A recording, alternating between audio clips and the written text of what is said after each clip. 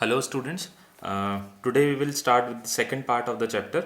In the first part of the lecture we have done till Ohm's law, and the topics we have done are what is electric charge, SI unit of electric charge, what is current, SI unit of current. Then we have studied electric circuit, and we have done electric potential. And after studying about these physical quantities, we have studied a law in electrostatics, that is not in electrostatics, in current electricity, and that is Ohm's law. So what actually was Ohm's law? According to Ohm's law, that potential difference across the current carrying conductor keeps on increases as the current increases and keeps on decreasing as the current decreases. The law states that the potential difference is directly proportional to current. The statement is the potential difference is directly proportional to current. तो potential difference जो होता है current के directly proportional है. जैसे जैसे आप potential difference increase करोगे करंट इंक्रीज हो जाएगा, जैसे जैसे पोटेंशियल डिफरेंस डिक्रीज करोगे करंट भी डिक्रीज हो जाएगा. अच्छा, तो लास्ट क्लास की डेफिनेशंस एक बार सब रिकॉल कर लेते हैं. लास्ट क्लास में हमने एक तो पढ़ा था चार्ज क्या होता है. चार्ज किसी भी बॉडी की बेसिक फंडामेंटल प्रॉपर्टी होती है जिसकी वजह से वो दूसरी बॉडीज पर फोर्स एक्सर्ट करता है, और इस फोर्स को हम क्या बोलते हैं, इलेक्ट्रिक फोर्स. ठीक है. Next we have done about current हमने क्या बोला, rate of flow of electric charge को हमने करंट बोला, ऐसा unit is ampere.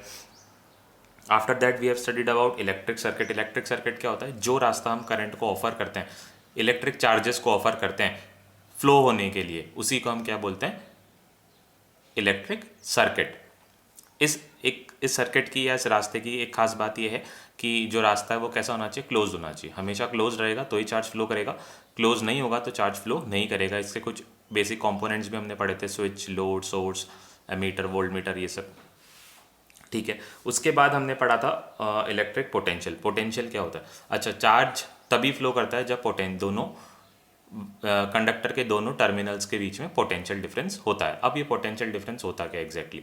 Potential difference basically एक जगह की, किसी भी स्पेशल लोकेशन की या किसी भी जगह की एक कैरेक्टरिस्टिक होती है कि अगर आप इलेक्ट्रिक चार्ज को वहाँ पर रखोगे तो उस चार्ज को क्या मिलेगी, उस चार्ज को एनर्जी मिलेगी. ठीक है. और उस एनर्जी को लेकर वो पूरे वायर में या वायर के दोनों एंड्स पर, जहाँ पर भी आपने पोटेंशियल मतलब वायर के दोनों एंड्स पर वो चार्ज क्या करेगा, फ्लो करेगा. एनर्जी कैसे मिली उसको जैसे हमने ऐसी जगह पर रखा जहाँ पर पोटेंशियल डिफरेंस था, मतलब दो पॉइंट्स के बीच में पोटेंशियल का डिफरेंस था, उस पॉइंट चार्ज को वहाँ पर रखते ही चार्ज को एनर्जी मिली.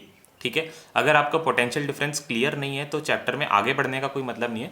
अगर जिस बच्चे को पोटेंशियल डिफरेंस क्लियर नहीं है वो एक बार फर्स्ट लेक्चर वापस देखे और पोटेंशियल डिफरेंस को अच्छे से समझे. ठीक है. अब हम आगे बढ़ते हैं. ओम्स लॉ के बाद, ओम्स लॉ में हमने पढ़ा voltage is directly proportional to current and V is equals to RI.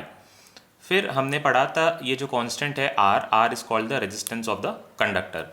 Conductor का रेजिस्टेंस होता है, यानी हर एक कंडक्टर की प्रॉपर्टी होती है कि करंट को वो अपने अंदर से ना जाने दे. करंट को रोकने की प्रॉपर्टी, कोई ज़्यादा रोकता है, कोई कम रोकता है. तो हर कंडक्टर अपने अलग अलग एफर्ट्स लगाता है करंट को रोकने के लिए. तो जो ज़्यादा रोकता है उसका रेजिस्टेंस ज़्यादा, जो कम रोकता है उसका रेजिस्टेंस कम. तो जो करंट को कम रेजिस्टेंस ऑफर करता है या करंट को कम अपोजिशन ऑफर करता है उसको हम बोलते हैं गुड कंडक्टर. और जो करंट को बहुत ज़्यादा अपोजिशन ऑफर करता है या करंट को जाने नहीं देता उसको हम बोलते हैं इंसुलेटर. ठीक है. अब नेक्स्ट क्वेश्चन ये अराइज होता है कि ये कंडक्टर का रेजिस्टेंस तो हमने पढ़ा, अब ये डिपेंड किस चीज़ पर या कौन कौन से फैक्टर्स पर ये जो रेजिस्टेंस है डिपेंड करता है. तो पढ़ते हैं हम the factors on which the resistance of the conductor depends. तो फर्स्ट फैक्टर है लेंथ ऑफ द कंडक्टर. अगर ये कोई भी कंडक्टर है जिसकी लेंथ है 1 सेंटीमीटर, एक कंडक्टर है जिसकी लेंथ है 2 सेंटीमीटर. तो हमने ये ऑब्जर्व करा, हमने एक्सपेरिमेंट्स करे कि एक बार हमने 1 सेंटीमीटर के कंडक्टर में से करंट फ्लो कराई और एक बार हमने 2 सेंटीमीटर के कंडक्टर से करंट फ्लो कराई. हमने क्या देखा, हमने देखा कि करंट जो था फर्स्ट केस में ज़्यादा था और करंट सेकंड केस में कम था. फिर हमने और एक्सपेरिमेंट्स करे, हमने इसकी लेंथ को और बढ़ाई और कम किया. हमने देखा कि जैसे जैसे हम लेंथ को बढ़ाते जा रहे हैं रेजिस्टेंस की जो वैल्यू होती है वो डिक्रीज होती जा रही है, R जो है वो डिक्रीज हो रहा है. और जैसे ही हम लेंथ को कम करते जा रहे हैं, R की वैल्यू जो है लेंथ को जैसे ही हम कम करते जा रहे हैं वहाँ पर रेजिस्टेंस भी कम है. और लेंथ को जैसे बढ़ाते जा रहे हैं वहाँ पर रेजिस्टेंस भी ज़्यादा है। यहाँ पर सेकंड वाले फर्स्ट केस में जहाँ पर जैसे जैसे आप लेंथ को डिक्रीज करते जाओगे रेजिस्टेंस भी डिक्रीज होता जाएगा, और जैसे ही आप लेंथ को इंक्रीज करना स्टार्ट करोगे ये यहाँ पे इस तरह से मैं लिख देता हूँ, रेजिस्टेंस ऑल्सो इंक्रीजेस। तो length increases resistance increases, length decreases resistance also decreases. यानी जितना बड़ा कंडक्टर होगा उतनी ज़्यादा उसकी रेजिस्टेंस होगी, और जितना छोटा कंडक्टर होगा उतना ही कम उसका रेजिस्टेंस होगा। ठीक है, तो जैसे ही आप एक इसको प्रैक्टिकल लाइफ में हमेशा आपको ध्यान रहेगा, कभी नहीं भूलेंगे आप। जैसे अगर आपको 10 किलोमीटर कोई चलने के लिए कह दे तो आपको बहुत ज़्यादा जोर आ जाएगा, आपकी बॉडी उसको अपोज करेगी। हमारे ऐसी मेंटेलिटी हमारी बन जाती है ना, 10 किलोमीटर कौन पैदल चलेगा। तो वैसा ही बात किसके साथ है, करंट के साथ। अगर करंट को बोल दिया जाए तुम्हें इतने लंबे रास्ते पे चलना है तो करंट को भी जोर आ जाता है, वो कंडक्टर में से नहीं जाता है। और जैसे ही छोटा रास्ता होगा हम दौड़कर चले जाते हैं। ठीक है, तो जितना रास्ता छोटा होगा उतनी ज़्यादा चार्ज कैरियर्स के पास एनर्जी होगी और उतना ज़्यादा क्या होगा, करंट होगा। ठीक है, जैसे जैसे रास्ते को बढ़ाते जाओगे यानी कंडक्टर की लेंथ को इंक्रीज करते जाओगे तो क्या हो जाएगा, कंडक्टर की लेंथ को इंक्रीज करने से रेजिस्टेंस बढ़ जाएगी और करंट की वैल्यू क्या हो जाएगी, डिक्रीज हो जाएगी। ठीक है, now next is area of cross section of the conductor. Area of cross section of the conductor, cross section क्या होता है, जैसे ये एक सिलेंडर है और सिलेंडर का जो भी सरफेस है उसके बीच का एरिया, जैसे ये वाला एरिया और ये वाला एरिया, इनको हम बोलते हैं एरिया ऑफ क्रॉस सेक्शन। ठीक है, डिनोटेड बाय कैपिटल ए। जैसे वायर होता है, वायर का शेप क्या होता है, सिलेंडर। अगर वायर का शेप सिलेंडर है तो वायर का एरिया ऑफ क्रॉस सेक्शन क्या हो गया, सर्कल। तो एरिया ऑफ क्रॉस सेक्शन कैसे होता है, ये किसी का भी हो सकता है, कोई भी सॉलिड सरफेस का हो सकता है, ज़रूरी नहीं है सिर्फ सिलेंडर का होगा। ये जैसे ये इसकी शेप क्या है, ये जो है ये एक सिलेंडर है, तो इसका एरिया ऑफ क्रॉस सेक्शन कौन सा होगा, जो इसकी सारी सरफेसेस के बीच का एरिया है, ये वाला सर्कल। ठीक है, तो एरिया ऑफ क्रॉस सेक्शन मेरे हिसाब से अब आपको क्लियर होना चाहिए कि एरिया ऑफ क्रॉस सेक्शन क्या होता है। Area of cross section is basically the area between the surfaces of the cylinder और area between the surfaces of the geometry. अब देखिए ये एक शार्पनर है, ये एक शार्पनर है, शार्पनर एक सॉलिड है। अब इसका एरिया ऑफ क्रॉस सेक्शन क्या हो गया, अगर आप ऊपर से देखते हैं ये, तो ये ऊपर वाला जो स्क्वायर आपको नजर आ रहा है this is the area of cross section, या रेक्टेंगल जो भी आपको नजर आ रहा है this is the area of cross section of the sharpener. ठीक है, तो एरिया ऑफ क्रॉस सेक्शन के रेजिस्टेंस कैसा होता है, resistance area of cross section के इनवर्सली प्रोपोर्शनल होता है। इनवर्सली प्रोपोर्शनल कैसे हो गया, ये देखिए कि फॉर एग्जाम्पल अगर आपको एक नैरो रोड पर से मूव करना है, बहुत पतली रोड है और 1000 गाड़ियों को उस पर से मूव करना है, तो 1000 गाड़ियाँ उस पर से कैसे मूव करेगी, 1000 गाड़ियाँ जैसे ही वहाँ पे मूव करना स्टार्ट करेगी तो गाड़ियों के बीच में क्या होगा, गाड़ियों के बीच में टक्कर होगी और वो एक एंड से दूसरे एंड पर नहीं जा पाएंगे। बहुत नैरो रोड की बात कर रहे हैं। और वहीं पर अगर हम बोलें कि 8 लेन बाईपास है, मतलब बहुत चौड़ी रोड है और वहाँ से गाड़ियों को मूव करना है, तो गाड़ियाँ बहुत इजीली वहाँ से, बहुत तेज़ी से वहाँ से निकल जाएगी। तो दोनों रोड्स में क्या डिफरेंस आया, एक रोड थी जो कि बहुत नैरो थी, रोड का एरिया कम था, तो गाड़ियों को वहाँ से चलने में दिक्कत आ रही थी। और दूसरा जो रोड था उसका एरिया बहुत ज़्यादा था, तो गाड़ियाँ वहाँ से ईजिली निकल रही थी। Same happens with charge carriers. When the area of cross section of the conductor is very small, area of the cross section of the conductor is very small, जैसे कि एक ये देखिए आप, ये वाला है, ये ऊपर एक सर्कल बन रहा है, ये भी एक सिलेंडर है जिसके ऊपर क्या शेप है, सर्कल का। एरिया ऑफ क्रॉस सेक्शन क्या है, सर्कल। और एक ये सिलेंडर है, इसके ऊपर भी एरिया ऑफ क्रॉस सेक्शन क्या है, सर्कल है। तो करंट किस में से ज़्यादा चार्जेस किस में से ज़्यादा आसानी से फ्लो हो पाएंगे, जो ज़्यादा चौड़ी होगी। ज़्यादा गाड़ियाँ किस में से जा रही थी, उस रोड से जो ज़्यादा चौड़ी थी उसमें से इजीली पास हो रही थी। अब जो चार्ज कैरियर से ज़्यादा इजीली इस वाले से क्रॉस सेक्शन से पास होंगे या इस वाले क्रॉस सेक्शन से पास होंगे, ये नैरो है, तो चार्ज कैरियर जब यहाँ से मूव करेंगे बहुत तेज़ी से, तो क्या होंगे, वो आपस में टकरा जाएंगे और दूसरे एंड तक नहीं पहुँच पाएंगे। बट यहाँ पर चार्ज कैरियर्स के पास बहुत जगह है मूव करने की, तो उनकी टकराने की प्रोबेबिलिटी जो है वो कम हो जाएगी और वो ईजिली दूसरे एंड तक मूव कर पाएंगे। ठीक है, तो हमने ये देखा कि रेजिस्टेंस जो है एरिया ऑफ क्रॉस सेक्शन की इन्वर्सली प्रोपोर्शनल है। जैसे जैसे area of cross section increase होगा रेजिस्टेंस जो है वो डिक्रीज होगी, और एरिया ऑफ क्रॉस सेक्शन अगर इंक्रीज हो गया तो रेजिस्टेंस क्या होगी, एरिया ऑफ क्रॉस सेक्शन अगर इंक्रीज हो गया तो रेजिस्टेंस क्या होगी, डिक्रीज हो जाएगी। और अगर area of cross section decrease हो गई तो रेजिस्टेंस इंक्रीज।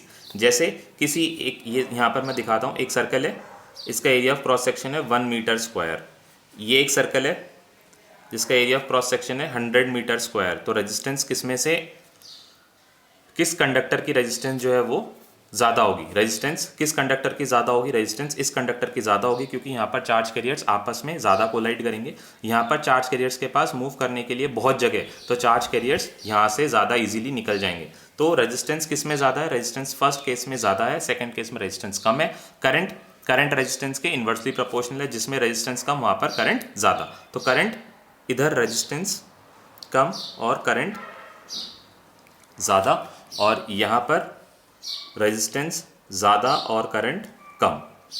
ठीक है, आपको ध्यान रखना है। इन दोनों इक्वेशंस को हमने कंबाइन करा, फर्स्ट और सेकंड इक्वेशन को हमने कंपेयर करा, and we have observe that resistance is directly proportional to L upon A. L के डायरेक्टली था, लेंथ के बढ़ने से रेजिस्टेंस बढ़ रही थी और डिक्रीज होने से रेजिस्टेंस डिक्रीज हो रही थी, और एरिया ऑफ क्रॉस सेक्शन के इन्वर्सली था, मतलब एरिया बढ़ने से रेजिस्टेंस कम हो रही थी और एरिया के कम होने से रेजिस्टेंस बढ़ रही थी। ठीक है, दोनों को कंबाइन कर दिया हमने, तो हमने देखा कि R is proportional to L upon A. Now जैसे ही हमने इस प्रोपोर्शनलिटी के साइन को रिमूव किया, वी गॉट अनदर कांस्टेंट रो।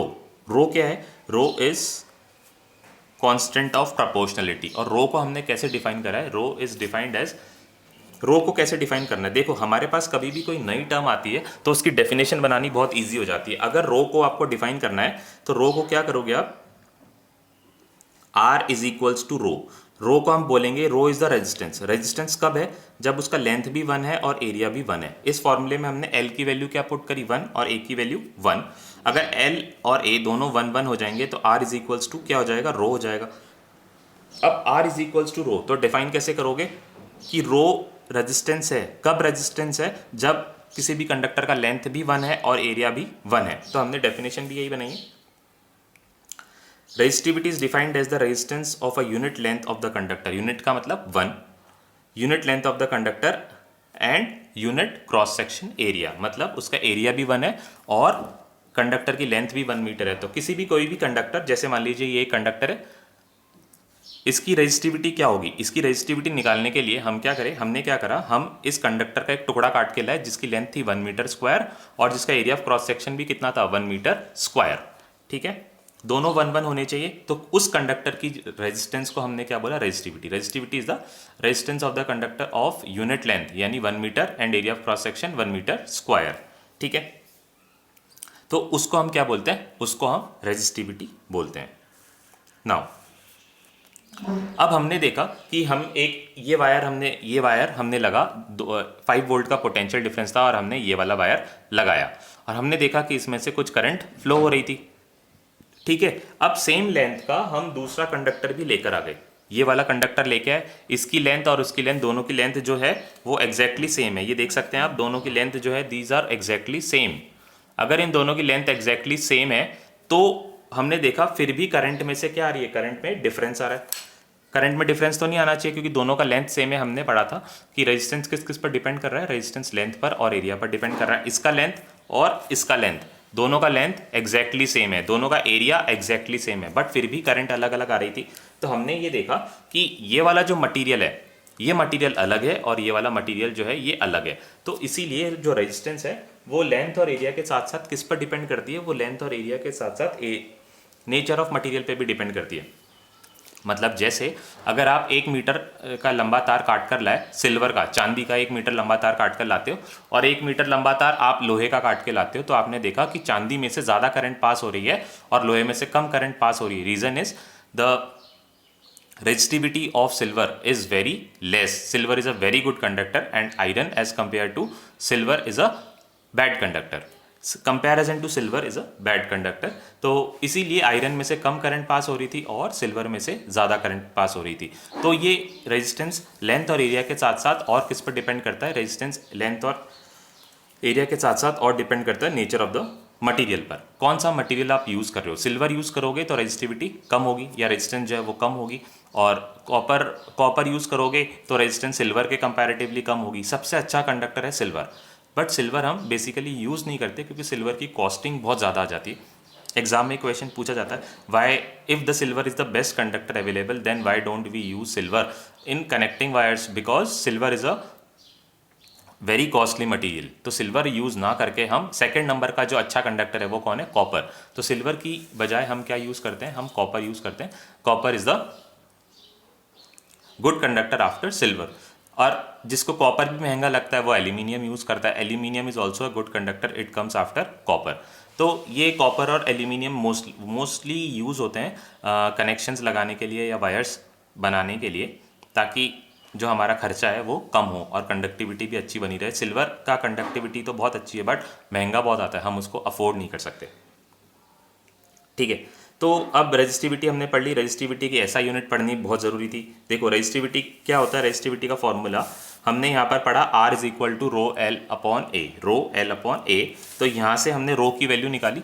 रो कितना आया, R, ये जो ए था वो R के पास चला गया मल्टीप्लाई होने, और एल कहाँ आ गया, डिवीजन में आ गया। तो R की यूनिट हमने क्या पढ़ी थी, R की यूनिट हमने पढ़ी थी ओम। ओम का सिंबल मैंने आपको बताया था। जिन्होंने फर्स्ट लेक्चर नहीं देखा है, मैं बार बार कह रहा हूँ फर्स्ट लेक्चर फिर से देखें, अदरवाइज आपको चीज़ें समझ में नहीं आएंगी।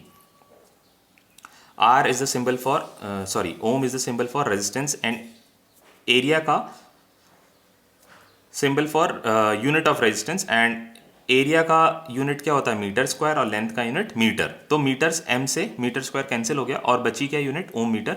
तो ओम मीटर किसकी यूनिट है, ohm metre is the unit of resistivity.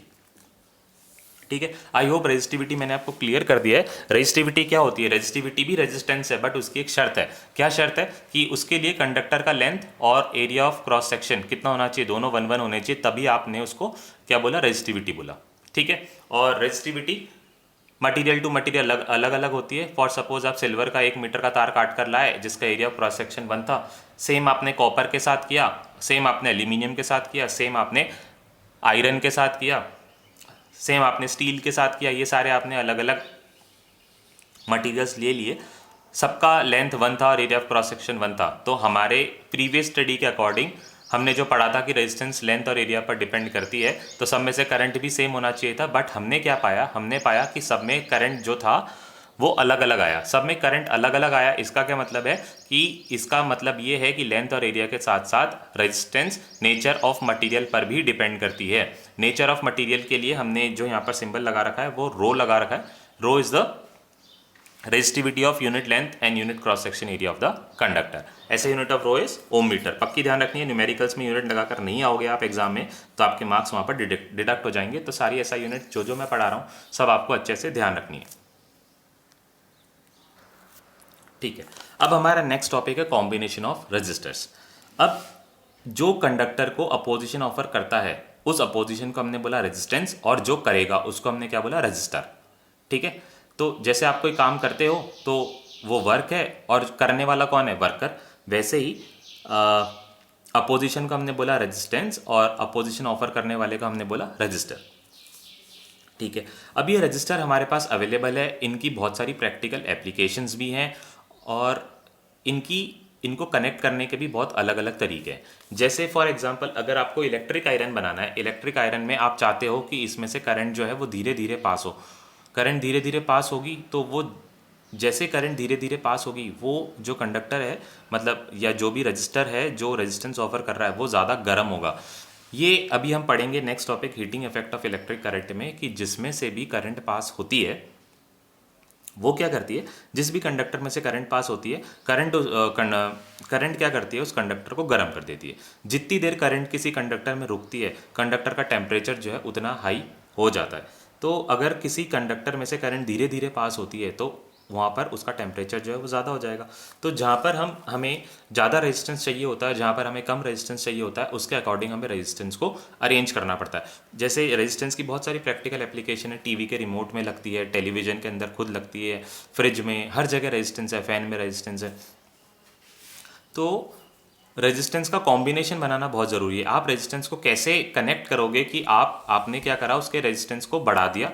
एक ही जैसे आपके पास एक ही तरह के बहुत सारे रेजिस्टेंस है, अब आपको बनाना है कि एक रेजिस्टर मतलब उन्हीं सबको यूज़ करके ऐसा बनाना है कि रेजिस्टेंस ज़्यादा हो जाए और उन्हीं को यूज़ करके ऐसा बनाना है रेजिस्टेंस कम हो जाए। तो उसको हम बोलते हैं series and parallel combination of resistance. दो तरह के कॉम्बिनेशन हम पढ़ेंगे, जैसे मैं आपको डायग्राम बना के बता रहा हूँ।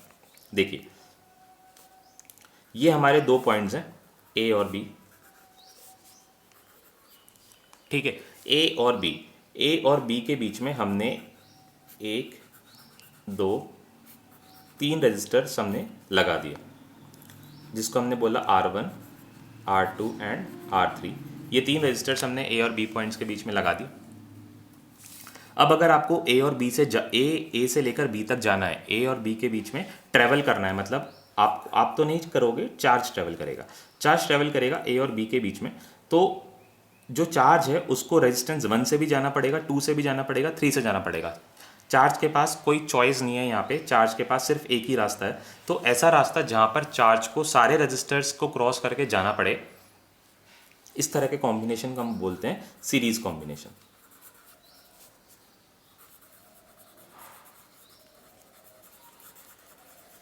इस तरह के कॉम्बिनेशन का हमने क्या बोला, सीरीज कॉम्बिनेशन। जो चार्ज R1 से पास हो रहा है वही चार्ज R2 से पास हो रहा है, और वही चार्ज R3 से पास हो रहा है। सारा चार्ज जो R1 से है वही 2 से है, वही 3 से है। तो इस कॉम्बिनेशन में एक इंपॉर्टेंट चीज़ मैं आपको बता देता हूँ, चार्ज हर रजिस्टर पर क्या होता है, सेम होता है। चार्ज इज सेम, ठीक है।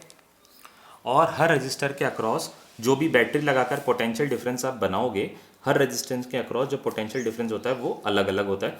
पोटेंशियल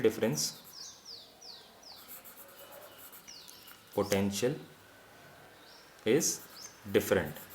ये मैं आपको और एक्सप्लेन करूंगा थोड़ा सा। एक कॉम्बिनेशन होता है, एक तो कॉम्बिनेशन हमने ये देखा। अब वापस से हम देखते हैं एक और कॉम्बिनेशन। ये दो पॉइंट्स हैं ए और बी, इन दोनों पॉइंट्स के बीच में अब हमने रेजिस्टर्स को इस तरह से कनेक्ट कर दिया, R1,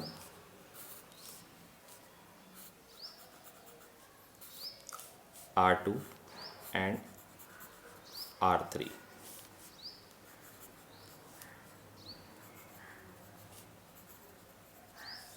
ये तीन रजिस्टर्स कनेक्टेड है ए और बी पॉइंट्स के बीच में।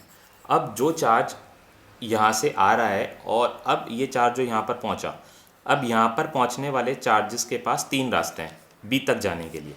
कुछ चार्ज जो थे वो यहाँ से ऊपर गए और R1 से होते हुए यहाँ तक ट्रेवल कर गए, उनको R2 और R3 से नहीं जाना पड़ा।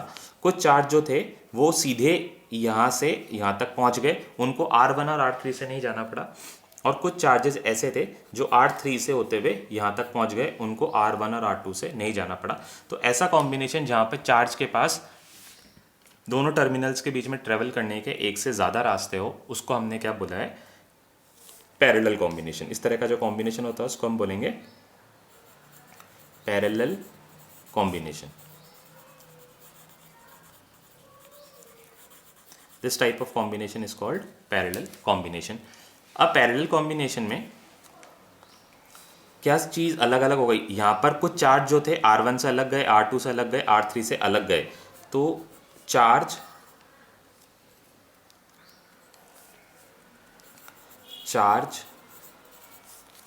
Is different. चार्ज जो है रजिस्टर्स में से, सारे रजिस्टर्स में से चार्ज आएगा वो चार्ज जो है डिफरेंट रहेगा। एक ही केस में चार्ज सेम हो सकता है जब इन तीनों रजिस्टर्स की वैल्यू सेम हो। जब तीनों रजिस्टर्स की वैल्यू सेम हो, मतलब R1 is equals to R2 is equals to R3 होगा, तो चार्ज भी क्या रहेगा, सेम रहेगा। चार्ज डिफरेंट है और पोटेंशियल क्या है, सेम है। Potential is same.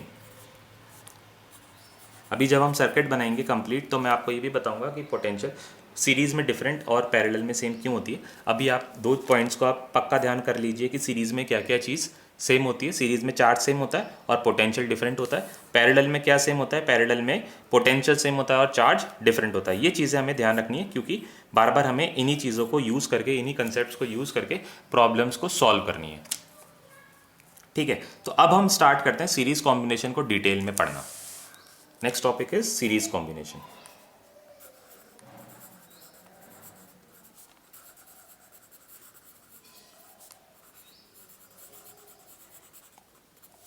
Series combination को डिटेल में पढ़ते हैं। हमारे पास दो पॉइंट्स हैं ए और बी। ए और बी पॉइंट्स के बीच में तीन रजिस्टर्स कनेक्टेड हैं, R1, R2 एंड R3। कैसे पहचाना आपने, सीरीज है क्योंकि चार्ज के पास सिर्फ एक ही रास्ता है। अगर उसको ए से बी तक जाना है तो उसको R1, R2 और R3 तीनों से गुजरना पड़ेगा। ठीक है, अब इसको हमने कनेक्ट करा एक बैटरी से। बैटरी क्या करती है? पोटेंशियल डिफरेंस बनाती है। अगर बैटरी नहीं लगाओगे तो चार्ज ही फ्लो नहीं करेगा। ये बैटरी क्या करती है? बैटरी पोटेंशियल डिफरेंस क्रिएट करने का काम करती है। उसने ए और बी के बीच में पोटेंशियल डिफरेंस क्रिएट कर दिया। ये जो बड़ा है, बड़ा टर्मिनल है, ये बैटरी का पॉजिटिव टर्मिनल होता है, छोटा वाला बैटरी का नेगेटिव टर्मिनल होता है। इसका क्या मतलब है? जहाँ पर ये बड़ा साइन लगाया, इसका मतलब यहाँ पर पोटेंशियल ज़्यादा है, और जहाँ पर छोटा साइन है वहाँ पर पोटेंशियल कम है। फॉर सपोज यहाँ पर 10 वोल्ट है पोटेंशियल और यहाँ पर 5 वोल्ट है, तो टोटल पोटेंशियल का डिफरेंस कितना हो गया? 10 माइनस 5, 5। तो ये पोटेंशियल कहाँ कहाँ अपीयर हुआ? ये ए और बी पॉइंट्स के बीच में पोटेंशियल अपीयर हो गया।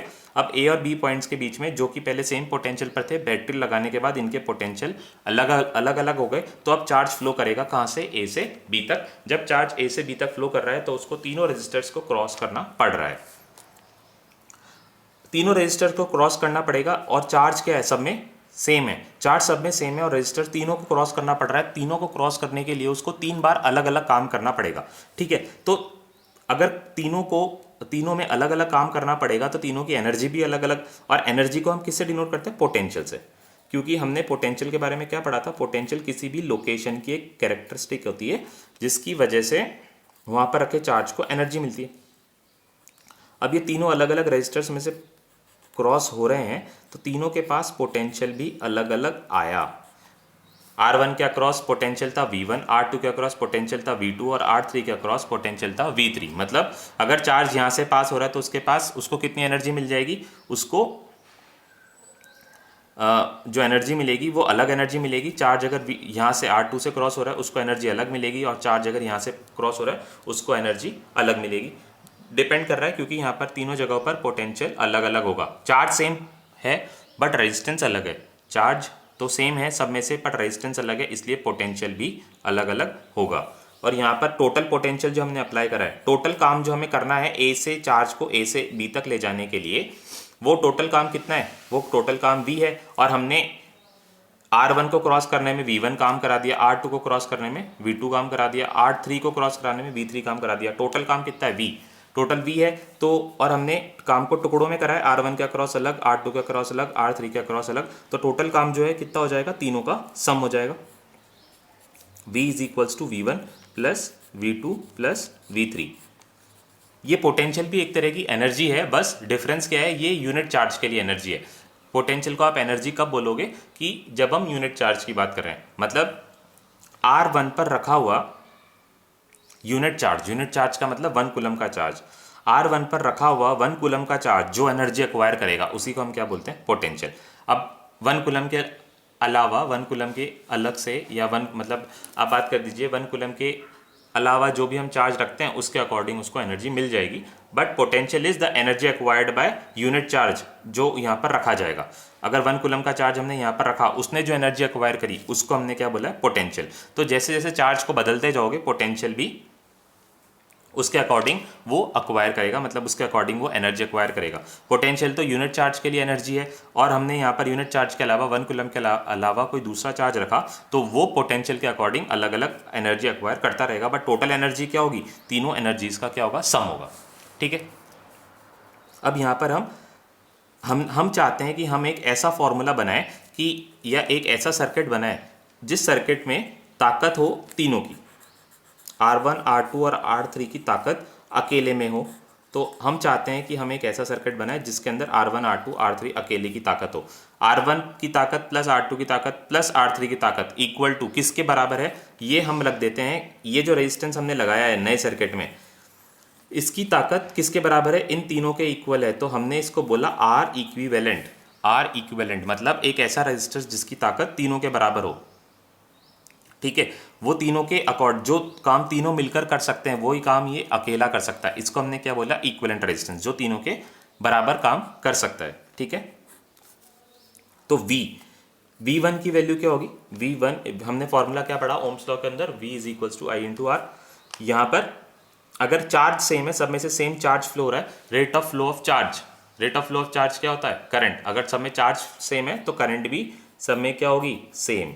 यहाँ पर भी करंट सेम है, यहाँ पर भी करंट सेम है, यहाँ पर भी करंट सेम है, क्योंकि चार्ज को ही हमने करंट मतलब करंट को हमने चार्ज के अकॉर्डिंग या चार्ज के टर्म्स में ही काउंट करा था। फर्स्ट लेक्चर में मैंने आपको बताया था। V1 इज इक्वल्स टू क्या है? I into R। कौन सा आर? फर्स्ट वाला आर, V2 I R2 और V3 I R3। तीनों में से हम क्या कॉमन निकाल सकते हैं? I कॉमन निकाल सकते हैं और this is R1 plus R2 plus R3। ठीक है, ये जो तीनों रेजिस्टेंस, ये जो तीनों पोटेंशियल आया है, ये किसके इक्वल है? ये उसके इक्वल है जो कि ये जो तीनों का काम हमने निकाला, ये किसके इक्वल है? ये उस काम के इक्वल है जो कि ये अकेला रेजिस्टेंस कर देता था, यानी I इंटू आर इक्विवेलेंट। अब ये दोनों तरफ से I और I कैंसिल हो गए, तो R इक्विवेलेंट यानी अकेले रेजिस्टेंस जो इन तीनों का काम कर दे, उसका फॉर्मूला क्या बना? R equivalent is equals to R1 plus R2 plus R3। ऐसे 3 रजिस्टर्स थे इसलिए फॉर्मूला बना 3 तक। अगर 4 होते तो फॉर्मूला बनता 4 तक का, n होते तो फॉर्मूला बनता R तक का। तो यहाँ पर मैं इसको वापस से आपके लिए लिख देता हूँ। 3 रेजिस्टर्स के लिए R1 R2 R3 था, 4 रेजिस्टेंस के लिए 4 तक हो जाते। n रेजिस्टेंस के लिए हमने एक जनरल फॉर्मूला बना दिया कि अकेले रेजिस्टेंस की, अगर आपको अकेले रेजिस्टेंस की ताकत निकालनी है या अकेले रेजिस्टेंस का पता लगाना है कि इन तीनों के, चारों के या n की जगह हम एक ऐसा कौन सा रेजिस्टेंस लगाए कि इन तीनों का काम ये अकेला कर दे, तो उसके लिए हमने R इक्विवेलेंट निकाला। सीरीज में R इक्विवेलेंट की वैल्यू क्या हो गई? R1 plus R2 plus R3 to Rn। 5, 6, 10 जितने भी कनेक्टेड होंगे उतने आपको एल्जेब्रिकली ऐड कर देने। ठीक है, आवर नेक्स्ट टॉपिक इज, या next combination is parallel combination.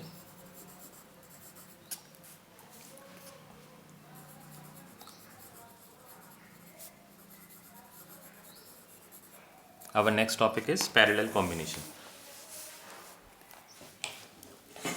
यहाँ पर रेजिस्टर्स कैसे कनेक्टेड होंगे? यहाँ पर रेजिस्टर्स कुछ इस तरह से कनेक्टेड होंगे कि करंट के पास या चार्ज के पास एक से ज़्यादा रास्ते होंगे, जैसे मैंने आपको कर बताया था।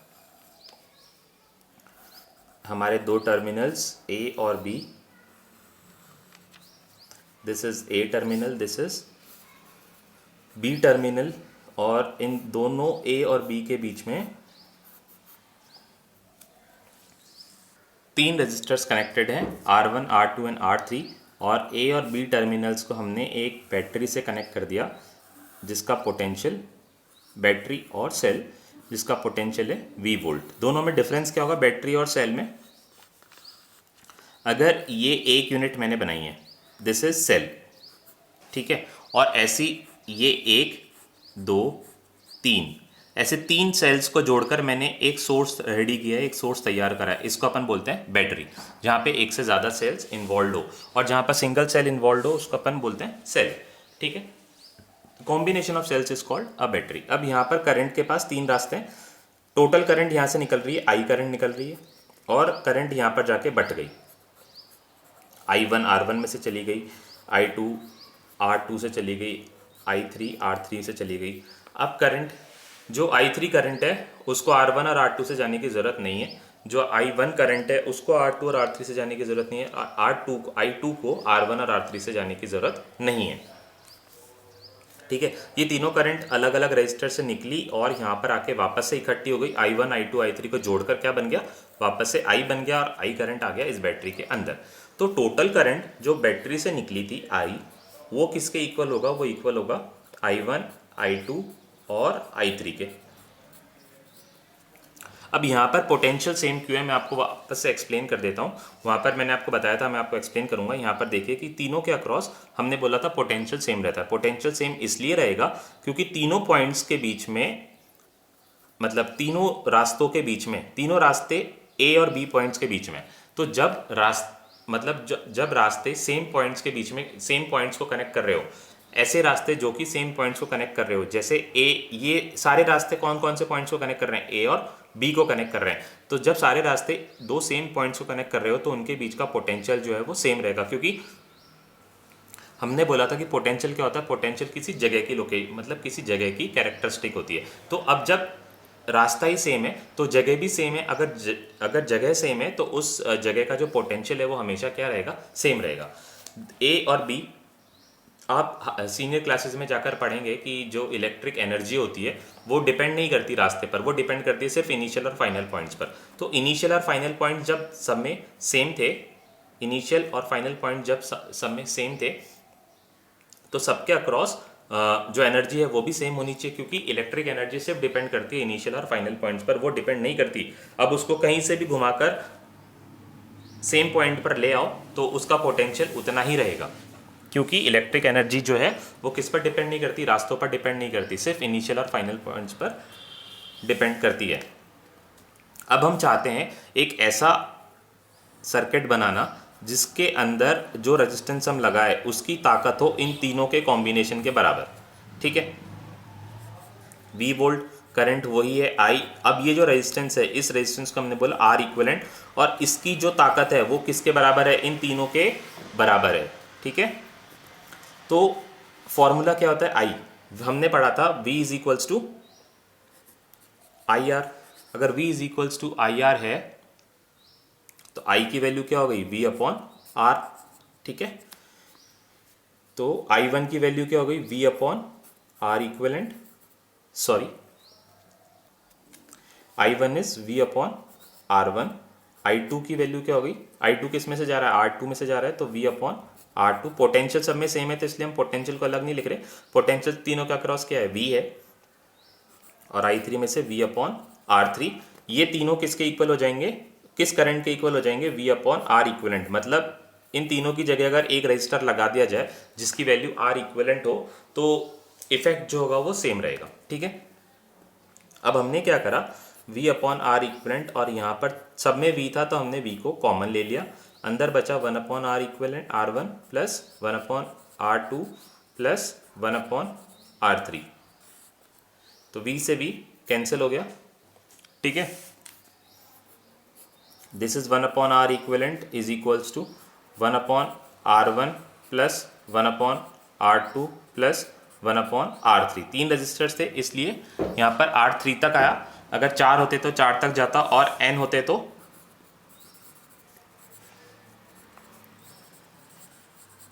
फॉर N रजिस्टर्स फॉर्मूला क्या बनता, 1 upon R equivalent is equals to 1 upon R1 plus 1 upon R2 plus 1 upon R3 plus 1 upon Rn।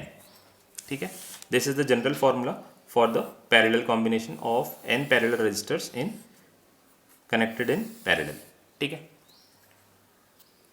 तो पैरेलल में क्या सेम रहा था, वोल्टेज सेम रहा था और करंट अलग अलग थी, सीरीज में करंट सेम था और वोल्टेज अलग अलग थी। ये तीनों डेरिवेशंस आपको याद रखने, और इन तीनों को इसके न्यूमेरिकल्स बहुत सारे पूछे जाते हैं, हम भी कुछ न्यूमेरिकल्स करेंगे। एनसीईआरटी के एक्सरसाइज जब आप करेंगे तो उसमें देखेंगे, या इंटेक्स क्वेश्चन सॉल्व एग्जांपल्स में भी आप देख सकते हैं, सीरीज और पैरेलल के काफ़ी सारे न्यूमेरिकल्स रहते हैं। एक न्यूमेरिकल, एक इलस्ट्रेशन सीरीज और पैरेलल का हम भी कर देखते हैं। देखिए स्टूडेंट्स, हमारे पास दो अलग अलग सर्किट्स हैं। एक सर्किट में हमें एक bulb, this is the symbol for bulb, आप अपने एनसीईआरटी में देखेंगे वहाँ पर एक टेबल बनी हुई होगी जहाँ पर आपको अलग अलग चीज़ों के सिंबल्स आपको अलग अलग दिए हुए होंगे। This is a bulb and this one is fan. एक बार एक बल्ब और एक फैन सीरीज में कनेक्टेड थे और दूसरी बार वही बल्ब और वही फैन पैरेलल में कनेक्टेड है। ठीक है, बल्ब का रेजिस्टेंस जो है, बल्ब का रेजिस्टेंस है, बल्ब जो रेजिस्टेंस ऑफर करता है करंट को वो 2 ओम, और फैन जो ऑफर करता है वो 4 ओम। ठीक है, यहाँ पर भी फैन 4 ओम और बल्ब 2 ओम, और हमने दोनों को 10 वोल्ट की बैटरी से कनेक्ट करके रखा है। अब हमें क्या क्या फाइंड आउट करना है, equivalent resistance R equivalent in both cases and current in both cases. I क्या है, आर इक्विवेलेंट क्या है, रेजिस्टेंस, और आई क्या है, current in both the cases. ठीक है, तो सबसे पहले R equivalent for first case निकालते हैं, R equivalent for series. R equivalent for series हमसे पूछा था, आर इक्विवेलेंट दोनों केसेस में और करंट भी दोनों केसेस में। आर इक्विवेलेंट फॉर सीरीज हम निकाल रहे हैं। सीरीज में कैसे निकालते हैं हम, सीरीज में आर इक्विवेलेंट हम निकालते हैं, R equivalent is equals to R1 plus R2। यहाँ पर दो रजिस्टर्स है इसलिए हमने 2 तक ही लिखा, तो 2 ओम प्लस 4 ओम, तो इक्विवेलेंट रेजिस्टेंस कितना आ गया, इक्विवेलेंट रेजिस्टेंस आ गया यहाँ पर 6 ओम। ठीक है, इसके बाद हमसे करंट पूछी थी। करंट के लिए हमारे पास फॉर्मूला है V is equals to I R. तो R इज इक्वल्स टू क्या आया, R इज इक्वल्स टू आया, सॉरी हमें करंट निकालना था, तो I equals to V upon R। कौन सा R? दोनों का कॉम्बिनेशन का, या दोनों मिलकर जो अपोजिशन ऑफर कर रहे थे, दोनों मिलकर जो ताकत लगा रहे थे करंट को रोकने के लिए, वो वाली ताकत हम लिखेंगे। तो वो ताकत कौन सी है? R equivalent. तो करंट कितनी आई? टोटल पोटेंशियल कितना था? बैटरी ने 10 वोल्ट का पोटेंशियल दिया था और रेजिस्टेंस कितना निकल कर आया था हमारा? 6। तो 10/6 कितना होता है? आप कैलकुलेट करके बताइए जल्दी। तो करंट यहाँ पर निकल कर आया 10/6। 10/6 का मतलब है 1.66 एम्पियर। सब में से करंट कितनी जा रही है, मतलब इन दोनों में से करंट कितनी पास हो रही है? 1.66 एम्पियर। और जो करंट इन दोनों में से पास होगी वही सर्किट में होगी, क्योंकि सर्किट में सीरीज कॉम्बिनेशन में करंट जो है दोनों में क्या रहती है? सेम रहती है। दूसरे केस में हम निकालते हैं R equivalent for parallel. Parallel के केस में हम कर रहे हैं, आप देखिए ध्यान से देखना। आर इक्विवेलेंट फॉर पैरेलल, क्या फॉर्मूला होता है आर इक्विवेलेंट फॉर पैरेलल का? 1/R equivalent is equals to 1/R1 plus 1/R2। तो 1/R equivalent would be equals to 1/2 plus 1/4। तो R इक्विवेलेंट की वैल्यू, 1/R इक्विवेलेंट की वैल्यू कितनी आएगी? 1/R इक्विवेलेंट की वैल्यू आएगी,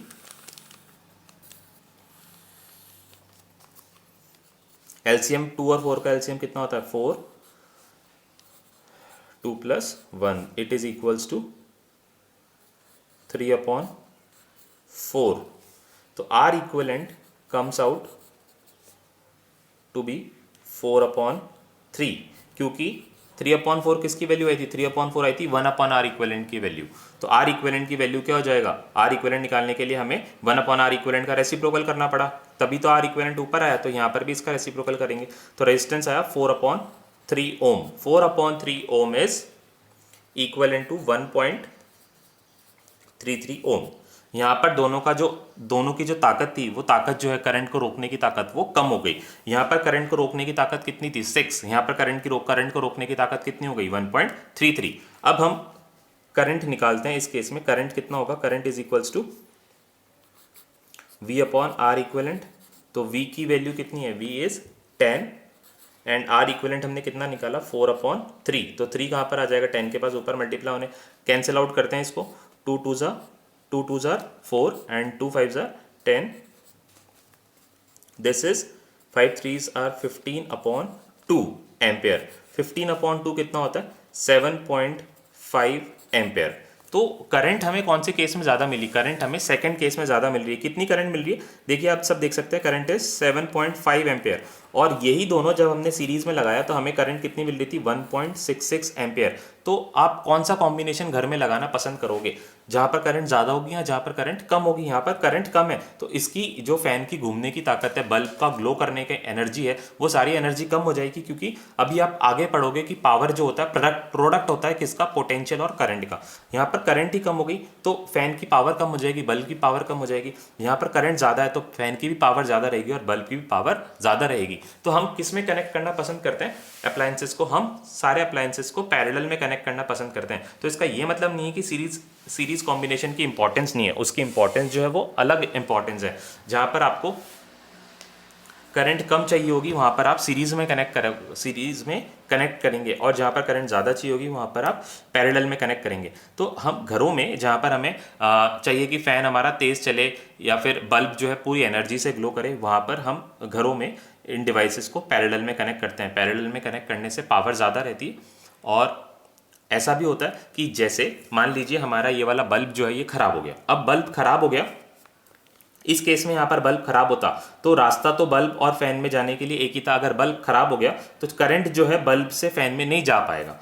पर यहाँ पर देखिए कि अगर बल्ब हमारा खराब हो जाता है तो करंट, जो बल्ब वाली करंट थी वो तो यहाँ पर रुक जाएगी, आगे नहीं जाएगी, बट फैन वाली जो करंट है वो यहाँ से घूमते हुए यहाँ पर आ जाएगी। तो मतलब बल्ब खराब हुआ तो फैन तो चलेगा, बट इस केस में अगर बल्ब खराब होता है तो फैन भी नहीं चलेगा। मतलब पैरेलल कॉम्बिनेशन का एक फ़ायदा और ये भी है कि अगर एक अप्लायंस खराब हो जाता है तो दूसरा अप्लायंस काम करना बंद नहीं करता है, वो चलता रहता है। ठीक है, तो पैरेलल कॉम्बिनेशन के दो एडवांटेजेस मैंने आपको बता दिए। एक कि पावर पैरेलल में ज़्यादा होती है, मतलब बल्ब की ग्लो करने की पावर, फैन की रोटेट करने की पावर, फैन तेज़ घूमेगा, बल्ब ज़्यादा तेज़ ग्लो करेगा, वो पावर पैरेलल में ज़्यादा होती है।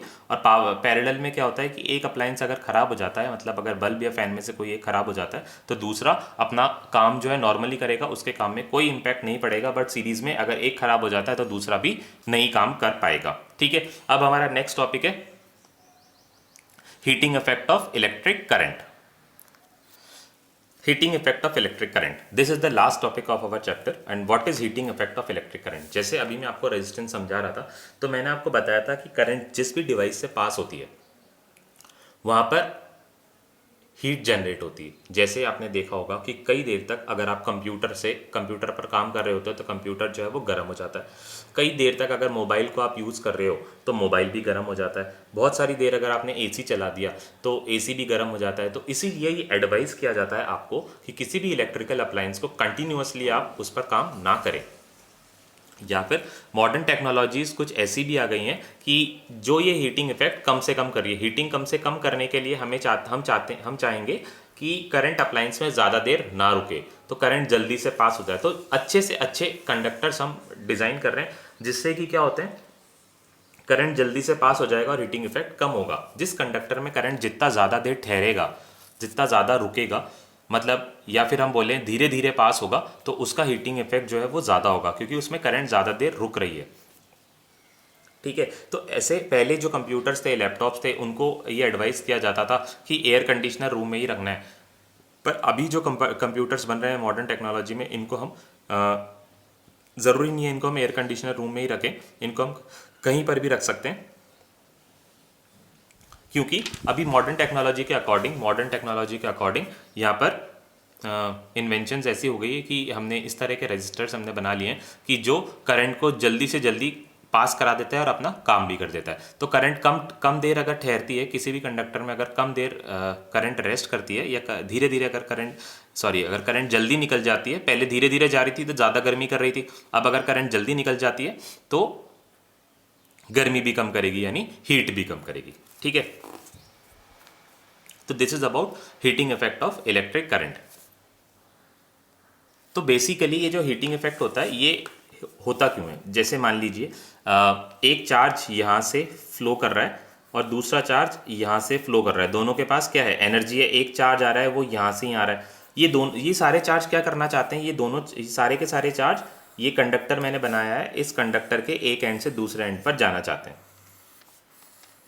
ये सारे चार्ज कंडक्टर के एक एंड से दूसरे एंड पर जाना चाहते हैं। क्यों जाना चाहते हैं? क्योंकि हमने इनको दे दिया एक पोटेंशियल डिफरेंस। अब पोटेंशियल डिफरेंस अगर हमने इनको दे दिया तो चार्जेस के पास क्या आ जाएगी, चार्जेस के पास आ जाएगी एनर्जी। उस एनर्जी को लेकर वो एक एंड से दूसरे एंड पर जाना चाहते हैं। तो जैसे जैसे ये आगे बढ़ते हैं, देखिए ये वाला चार्ज कैरियर अपने रास्ते को फॉलो करते हुए आगे निकलेगा, ये यहाँ पर आएगा और ये इस तरफ आएगा। तो इस पॉइंट पर तीनों के तीनों चार्ज कैरियर्स क्या हो जाएंगे, कोलाइड हो जाएंगे। जैसे ही वो कोलाइड हुए, सबके पास क्या थी, काइनेटिक एनर्जी थी। जैसे ही वो कोलाइड होते ही वो क्या हो जाएंगे, थोड़ी देर के लिए रुक जाएंगे। जैसे ही वो रुकेंगे तो उनकी सारी की सारी काइनेटिक एनर्जी किस में कन्वर्ट हो जाएगी, हीट एनर्जी में। आपने ये तो पढ़ा होगा 9th क्लास में कि एनर्जी क्या रहती है, एनर्जी कंजर्व रहती है। अब यहाँ पर जब सारी काइनेटिक एनर्जी एक साथ, हमने सबकी एनर्जी को रोक दिया क्योंकि इन सब में टक्कर हो गई है। अब यहाँ पर करंट चार्ज जो है आगे नहीं जा सकता, इन सब में कोलिजन हुआ है। जब सब में कोलिजन हुआ है तो इनकी जो काइनेटिक एनर्जी थी, इन सबके पास जो काइनेटिक एनर्जी थी, कन्वर्टेड टू, ये सारी काइनेटिक एनर्जी किस में कन्वर्ट हो गई, कन्वर्टेड टू हीट। और हीट में कन्वर्ट होने के बाद ये सारी की सारी एनर्जी किस पर आ गई, कंडक्टर के सरफेस पर आ गई। और हमने देखा कि थोड़े टाइम बाद ये कंडक्टर का सरफेस जो है ये हीट अप होने लगा, गर्म होने लगा। ठीक है, तो बेसिकली ये हीट का रीजन क्या है, जब किसी भी कंडक्टर में से चार्ज कैरियर्स कोलाइड करते हैं, एक दूसरे को टक्कर मारते हैं, टक्कर मारते हुए तो उनकी काइनेटिक एनर्जी किस में कन्वर्ट हो जाती है, हीट एनर्जी में कन्वर्ट हो जाती है। और वही हीट एनर्जी कंडक्टर के सरफेस पर आ जाती है। तो कंडक्टर के अंदर जब चार्जेस मूव करते हैं तो वो एक दूसरे के साथ कोलाइड करते हैं। और जब वो कोलाइड करते हैं तो जैसे ही चार्ज कैरियर्स एक दूसरे के साथ कोलाइड करते हैं तो उनके पास जो काइनेटिक एनर्जी होती है, कोलिजन होने से क्या होगा, वो सडनली रुक जाएंगे। तो उनकी काइनेटिक एनर्जी कहाँ जाएगी, वो काइनेटिक एनर्जी किस में कन्वर्ट हो जाएगी, हीट एनर्जी में कन्वर्ट हो जाएगी। और सारी की सारी हीट कहाँ पर आती है, सारी की सारी हीट जो है कंडक्टर के सरफेस पर अपीयर होती है। जिससे कि आप फील कर सकते हो कि कंडक्टर गर्म हो जाता है। लैपटॉप आप काफ़ी देर तक चला रहे हो तो लैपटॉप क्या हो जाता है, लैपटॉप भी गर्म हो जाता है और उसकी जो हीट होती है वो कहाँ पर आ जाती है, लैपटॉप की सरफेस पर आ जाती है। पहले ये जो हीटिंग इफेक्ट होता था ये काफ़ी ज़्यादा होता था, इसलिए लैपटॉप्स कंप्यूटर्स को कम टेम्परेचर पर रखना ही प्रेफर करते थे लोग, एयर कंडीशनर रूम में रखते थे। बट अभी टेक्नोलॉजी में हमने काफ़ी वर्क ऑन कर लिया, मूव ऑन कर लिया, टेक्नोलॉजी में काफ़ी आगे बढ़ गए, तो हमने कंडक्टर्स जो थे या रजिस्टर्स जो थे वो अच्छी क्वालिटी के या फिर नए रजिस्टर्स हमने लगाने स्टार्ट कर दिए जो कम हीट को एब्जॉर्ब करते हैं और करंट को ज़्यादा से ज़्यादा फ्लो होने देते हैं और उनमें कोलिजन्स कम होते हैं चार्ज कैरियर्स के। तो बेसिकली जो काइनेटिक एनर्जी है वो काइनेटिक में रहती है, हीट में कन्वर्ट नहीं होती है और सरफेस पर कम हीट अपेयर होती है as compare to before, prior जो पुराने कंप्यूटर्स थे उनके कंपैरिजन में आजकल के लैपटॉप जो हैं, कंप्यूटर जो हैं कम गर्म होते हैं। ठीक है, अब हमने हीट के बारे में तो पढ़ लिया कि हीट कंडक्टर के ऊपर क्यों आ रही है। तो जैसे ही मैंने आपको बताया था कि फिजिक्स में हम क्वालिटेटिव और क्वांटिटेटिव दोनों एनालिसिस करते हैं। ये तो क्वालिटेटिवली हमने पढ़ लिया कि हीट करंट, ये जो हीट आ रही है कंडक्टर के ऊपर क्यों आ रही है, अब कितनी आएगी वो पढ़ना भी हमारे लिए बहुत ज़रूरी है। हीट एनर्जी, हीट एनर्जी हमको कितनी मिलेगी, कोई भी करंट सरफेस के ऊपर से पास होता है तो कितनी हीट बनाएगा, किस किस पर डिपेंड करता है, ये सब हम देखते हैं। तो जो हीट एनर्जी है ये किस किस पर, कौन कौन से फैक्टर्स पर डिपेंड करती है वो देखिए।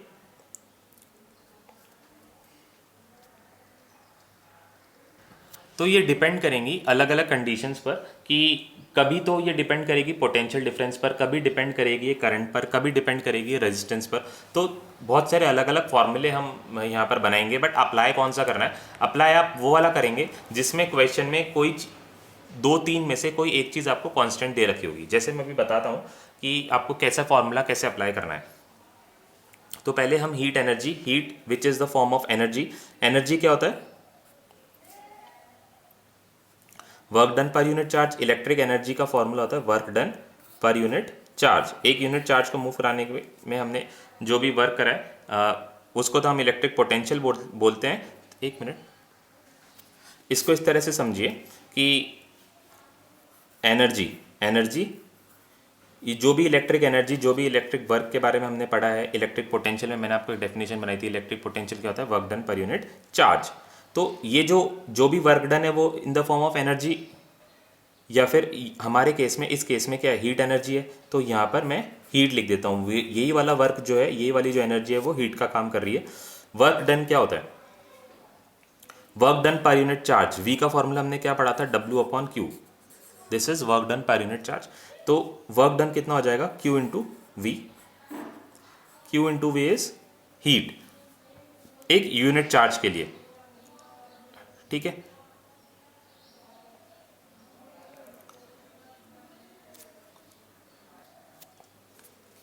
तो work done is Q into V. Now अब एक फॉर्मूला रिकॉल करिएगा, 9th क्लास में आपने पढ़ा होगा, पावर क्या होता है, power is work done upon time, W upon T. ठीक है, तो यहाँ पर हमारे पास किसका फॉर्मूला है, यहाँ पर हमारे पास वर्क डन का फॉर्मूला आ गया, Q इंटू वी।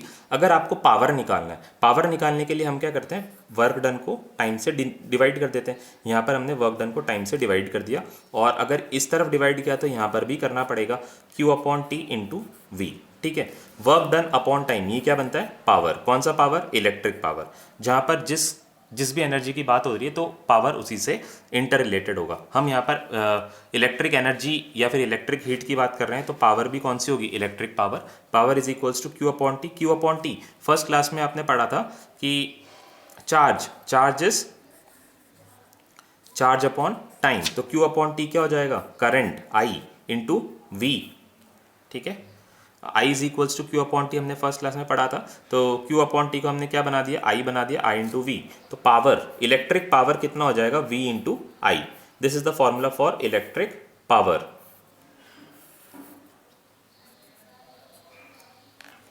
ठीक है, इलेक्ट्रिक एनर्जी पर भी हम धीरे धीरे आते हैं, पर पहले हम पावर की स्टडी कर लेते हैं। पावर के लिए हमने पढ़ा था कि ओम्स लॉ, पावर के लिए हम और फॉर्मूले भी बनाते हैं। जैसे हमने ओम्स लॉ में पढ़ा था, V इज इक्वल्स टू क्या होता है, V is equals to IR होता है।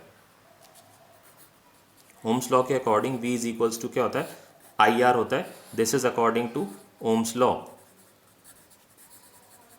तो यहाँ पर हम V को आई आर से रिप्लेस करते हैं, आई आर से V को रिप्लेस किया, आई आर इंटू आई, तो ये क्या बना I square R. This is another formula for power. अब हम यहाँ पर I को रिप्लेस करते हैं, I की वैल्यू क्या आ जाएगी, V अपॉन आर आ जाएगी। तो I की जगह हमने क्या पुट कर दिया, V अपॉन आर पुट कर दिया। तो जैसे हमने V अपॉन आर पुट किया तो पावर का फॉर्मूला क्या आ गया, V square upon R. This is another formula for power. तो हमारे पास पावर के तीन फॉर्मूले हैं। एक फॉर्मूला V इंटू आई, दूसरा formula I square R, this is first, this is second and this is third. This is all about power. अब energy का क्या, एनर्जी कितनी होगी, हीट एनर्जी जो सरफेस पर हीट आ रही है वो कितनी होगी। तो ये इस चीज़ पर डिपेंड करती है एनर्जी की, करंट कितने टाइम में फ्लो हो रही है। जैसे देख सकते हैं आप एक बार लैपटॉप को या फिर किसी इलेक्ट्रिकल अप्लायंस को 1 घंटा चलाओगे तो वो कम गर्म होगा, 3 घंटे उसको चला लोगे तो ज़्यादा गर्म होगा। तो वो टाइम पर भी डिपेंड कर रही है, ठीक है। V, I और R के साथ साथ वो किस पर डिपेंड कर रही है, टाइम पर भी डिपेंड कर रही है। जितना ज़्यादा टाइम होगा उतनी ज़्यादा हीट होगी। या फिर डायरेक्टली भी आप देख सकते हो कि अगर आपको एनर्जी निकालनी है, एनर्जी निकालने के लिए क्या करते हैं, पावर को किससे मल्टीप्लाई करना पड़ेगा, पावर को टाइम से मल्टीप्लाई करना पड़ेगा, तभी तो एनर्जी आएगी। क्योंकि पावर निकालने के लिए हमने एनर्जी को किससे डिवाइड किया था, टाइम से डिवाइड किया था, तो पावर आ गई थी। अब अगर पावर से आपको एनर्जी निकालनी है तो पावर जो कि क्या होता है, power is W upon T, work done upon time, और एनर्जी अपॉन टाइम।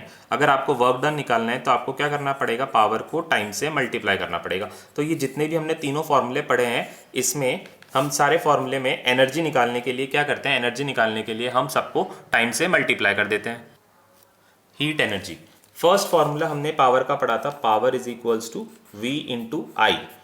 अब एनर्जी निकालने के लिए, हीट निकालने के लिए क्या करोगे आप, पावर को किससे मल्टीप्लाई करना है, टाइम से मल्टीप्लाई करना है। तो यहाँ पर भी आपको टाइम से मल्टीप्लाई करना पड़ेगा। और हीट के लिए फॉर्मूला क्या बन गया, दिस इज हीट एनर्जी,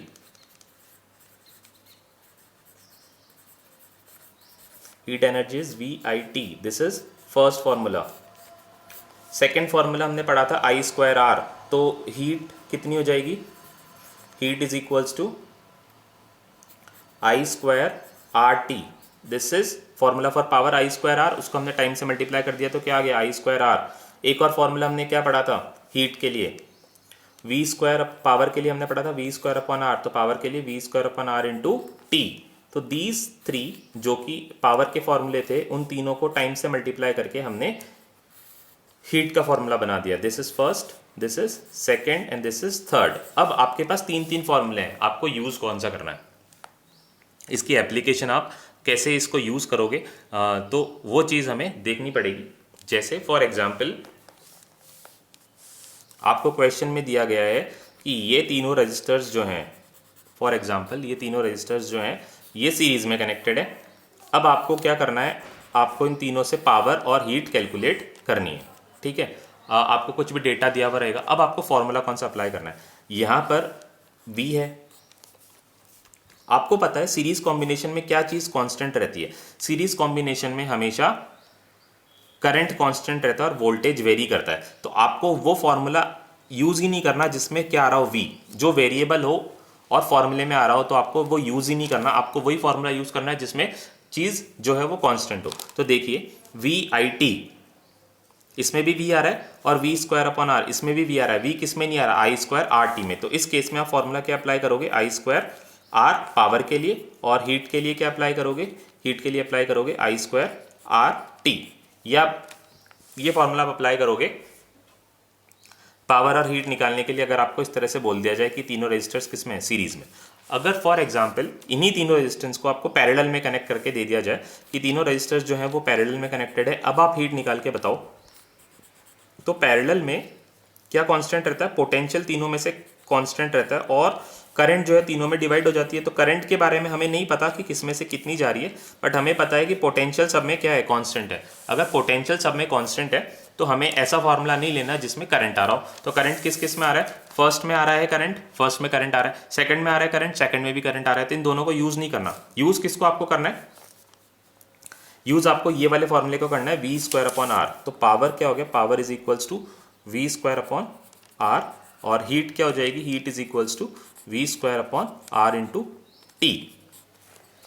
तो फॉर्मूला हमें हमेशा थोड़ा सा मैथमेटिकल रीजनिंग, दिमाग में रीजनिंग करके लगाना पड़ेगा कि पावर के लिए हमारे पास फॉर्मूले इतने हैं, तो अप्लाई कौन सा करना है।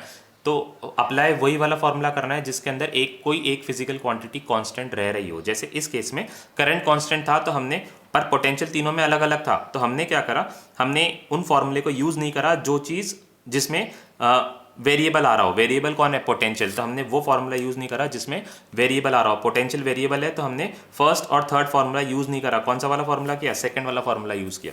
सेकंड केस में पोटेंशियल सब में क्या है, कांस्टेंट है। पोटेंशियल सब में कांस्टेंट, अगर पोटेंशियल सब में कांस्टेंट है तो हम वेरिएबल वाला फार्मूला यूज़ नहीं करेंगे। यहाँ पर वेरिएबल कौन है, करंट। करंट सब में अलग अलग फ्लो हो रही है, तो हम फॉर्मूला कौन सा यूज़ करेंगे जिसमें वेरिएबल ना आ रहा हो। वेरिएबल किस किस में नहीं आ रहा है, फर्स्ट में देखो आ रहा है VIT, सेकंड में आ रहा है I²RT, थर्ड में वेरिएबल नहीं आ रहा, तो हमने फॉर्मूला यहाँ पर कौन सा अप्लाई किया, थर्ड वाला फॉर्मूला अप्लाई किया। तो इस तरह से आपको पावर के न्यूमेरिकल्स बनाने। NCERT की एक्सरसाइज आप करोगे, बहुत अच्छे क्वेश्चन है NCERT के, अगर आप उसको करोगे तो आपकी बहुत अच्छी प्रैक्टिस हो जाएगी।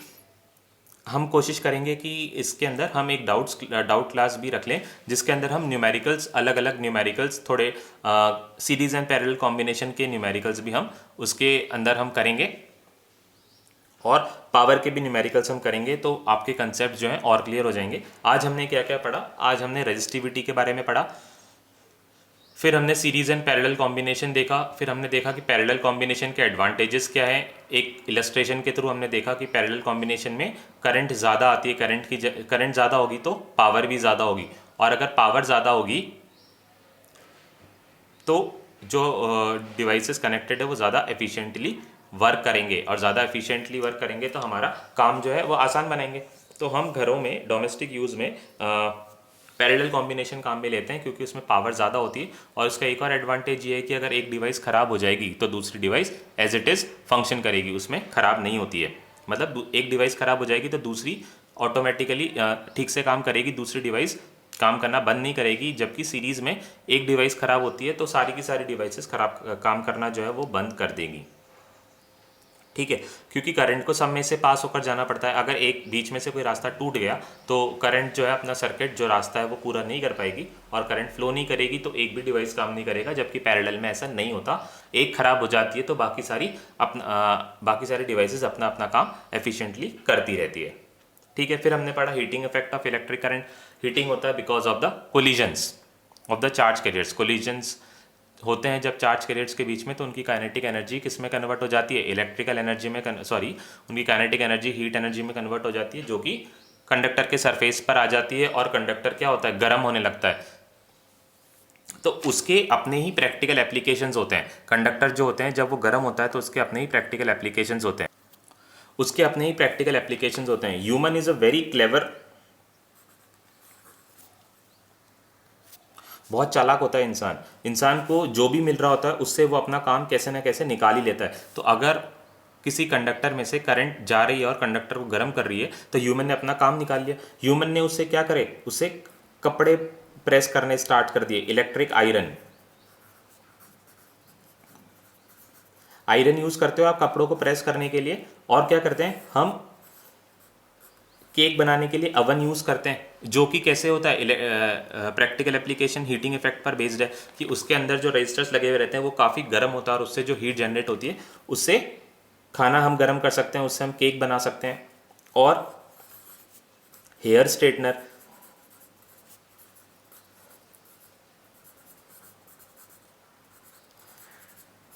और क्या हो गया, जो कि हीटिंग इफेक्ट पर बेस्ड है। और कहाँ पर देखते हैं हम, पानी गर्म करने के लिए क्या यूज़ करते हो, गीज़र यूज़ करते हैं जिसमें पानी गर्म होता है। These all are devices which are based on heating effect of electric current. Practical life में आप और भी ऐसे डिवाइसेस देखेंगे। मैं आपको एडवाइस करूंगा, रिकमेंड करूंगा कि 3-4 एप्लीकेशंस आप खुद से भी बनाकर लिखें कि जिसमें आप हीटिंग इफेक्ट देख रहे हो, कि कैसे किसी कंडक्टर को, किसी चीज़ को गर्म करके हमने उससे अपना काम निकाल दिया। तो this is the presence of mind of the human being. Human जितना जैसे जैसे टेक्नोलॉजी में आगे बढ़ती जा रही है, ह्यूमन अपना दिमाग लगा के जो नेचर हमें चीज़ प्रोवाइड कर रही है उसको यूज़ करके अलग अलग चीज़ें बनाता जा रहा है, नई नई डिवाइसेस बनाता जा रहा है, और हमारा काम आसान होता जा रहा है, ठीक है। तो हीटिंग इफेक्ट ऑफ करंट हो गया। हीटिंग इफेक्ट ऑफ करंट क्यों होता है ये भी आपको पता चल गया। हीटिंग इफेक्ट की क्या क्या खास बात होती है, उससे हम क्या क्या काम अपने निकाल सकते हैं वो भी हमने देखा, कुछ एप्लीकेशंस आप भी देखेंगे। तो यहाँ पर हमारा जो 12th चैप्टर है फिजिक्स का ये क्लोज होता है। न्यू क्वेश्चंस आप कर कर देखेंगे और डाउट्स पुट करेंगे। मैं ट्राई करूँगा कि मैं एक लेक्चर इस तरह का बनाऊँ जिसमें हम कुछ न्यूमेरिकल्स भी सॉल्व करें। ठीक है, तो आज हमने हमारा जो चैप्टर है वो क्लोज कर दिया। जिन्होंने फर्स्ट लेक्चर नहीं देखा है मैं उनको बार बार रिकमेंड कर रहा हूँ कि फर्स्ट लेक्चर वो ज़रूर देखें। सेकेंड लेक्चर आज हो गया। थर्ड लेक्चर पे हम क्या करेंगे, हम कुछ न्यूमेरिकल्स कर लेंगे इस चैप्टर से रिलेटेड, जिससे कि आप प्रॉब्लम सॉल्विंग कैसे करनी है वो भी आप सीख जाए। तो आप क्या कर सकते हैं, आप चैनल को सब्सक्राइब करके रख सकते हैं, जिससे कि जैसे ही नई वीडियो अपलोड होती है आपके पास एक नोटिफिकेशन आ जाएगा और आप कंटिन्यू वीडियोज़ जो हैं वो देख सकते हैं।